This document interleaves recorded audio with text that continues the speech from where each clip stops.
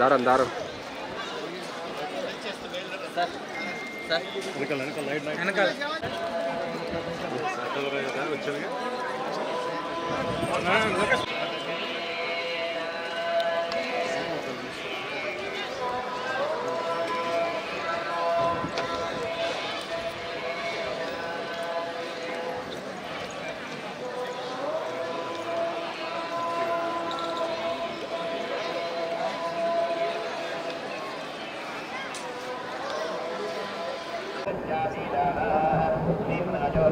రాష్ట్రంలో బ్రహ్మాండంగా వర్షాలు పడాలి, పడి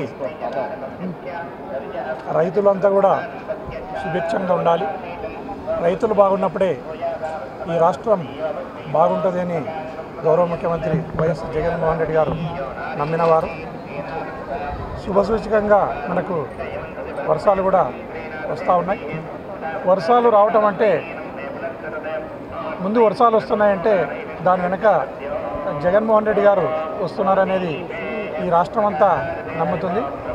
వర్ణదేవుడు మొదట పైలట్గా జగన్మోహన్ రెడ్డి గారికి పైలట్గా ముందు రావటం జరుగుతుంది. దాన్ని అందరూ కూడా రాష్ట్ర ప్రజలందరూ కూడా నమ్ముతారు. బాగా వర్షాలు వచ్చి ఈ రాష్ట్రం సర్వతోముఖాభివృద్ధి కావాలని దేవుని కోరుకోవడం జరిగింది. వాడు ప్రశాంత కిషోర్ కాదు, వాడు అశాంతి కిషోర్. అశాంతి కిషోర్ కానీ మాటలు, వాని మాటలకు వాని మంత్రాలకు చింతకాయలు రాలవు, లేదా పిల్లి చాపిస్తే ఉట్లు జగవనేది వాడు గుర్తుపెట్టుకోవాలి. అతను ఏదైతే ప్రశాంత్ కిషోర్ రాజకీయంగా కూడా అతను ఒక పార్టీని పెట్టి ఒక పార్టీలో చేరో అతను సఫలీకృతం కావాలని కూడా ప్రయత్నం చేయడం జరిగింది. శకునం పలికిన బల్లి కుడితిలో పడినట్టు వాడు ఎక్కడ కూడా సక్సెస్ కాలేదనేది రాష్ట్ర ప్రజలందరూ కూడా గుర్తు చేసుకోవాలి. ప్రశాంత్ కిషోర్ వాడు తెలుగుదేశం పార్టీ వైపు చేరి అశాంతి కిషోర్గా మారినాడు. అతని మాటలను నమ్మి తెలుగుదేశం పార్టీలో చాలామంది ₹1కు ₹1.5 బెట్టు కాయటం జరుగుతూ ఉంది. వారికి అందరికీ తెలియజేసేది 2019లో ఏవైతే రిజల్ట్స్ ఉన్నాయో ఆ రిజల్ట్సే పునరావృతం కాబోతున్నాయి. ఖచ్చితంగా ఏదైతే ఈరోజు తెలుగుదేశం పార్టీ బెట్టుగా వస్తుందో మూలుగుతున్న నక్క మీద తాటికాయ అన్నట్లుంటుంది. వాళ్ళు ఓడిపోవటం ఖాయము. దాంట్లో బెట్టు పెట్టుకుని డబ్బులను కూడా పోగొట్టుకుంటారు తెలుగుదేశం పార్టీ వాళ్ళు అనేది ఈ సందర్భంగా తెలియజేస్తున్నా. ఎక్కడ కూడా ఇప్పుడు సెల్ఫ్ ప్రొటెక్షన్, ఎవరైనా వారి ధనమాన ప్రాణాలను కాపాడుకోవటానికి ఫస్ట్ జడ్జి అతనే. ఎవరైతే నష్టపోతున్నాడో, ఎవరైతే ధనమాన ప్రాణాలను కోల్పోతున్నారో ఆ వ్యక్తే తన ధనాలను, మానాన్ని, ప్రాణాన్ని కాపాడుకోవాల్సిన ప్రాథమిక బాధ్యత వారిపైనే ఉంటుంది. అందులో భాగంగానే అక్కడ రిగ్గింగ్ జరిగింది.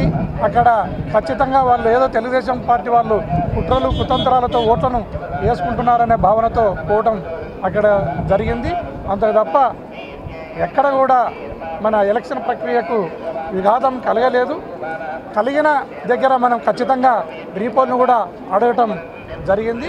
చేతనైతే వాళ్ళు రీపోల్కు కూడా వాళ్ళు కూడా తెలుగుదేశం పార్టీ వాళ్ళు కూడా యాక్సెప్ట్ చేయాలని ఈ సందర్భంగా కోరుతున్నాను. అదే కాకుండా ఏదైతే జగన్మోహన్ రెడ్డి గారు లండన్కు పోయే ముందు అసెంబ్లీలో 151కి పైన 22కు మించి పార్లమెంటులో వస్తామని చెప్పడం జరిగింది. అదే కాకుండా మా పార్టీ వాళ్ళు డేటును, టయాన్ని, ప్లేసును కూడా ఫిక్స్ చేయడం జరిగింది.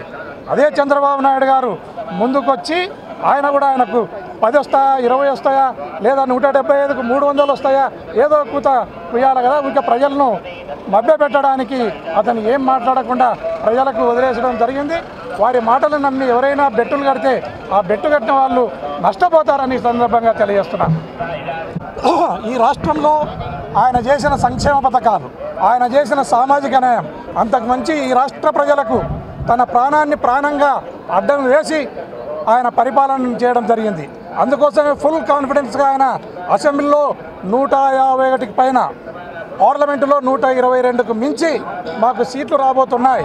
ఖచ్చితంగా మేము జూన్ 9 టైం 9:38 ప్లేస్ వచ్చేసి రుషికొండ, విశాఖపట్నంలో ప్రమాణ స్వీకారం చేయబోతున్నారు.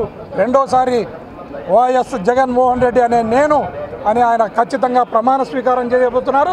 ఈ దేశం ఒక్కసారి నిర్ఘాంతపోయే విధంగా, ఈ దేశం అత్యంత సంతోషపడే విధంగా రిజల్ట్స్ కూడా రాబోతున్నాయని ఈ సందర్భంగా తెలియజేస్తున్నాను.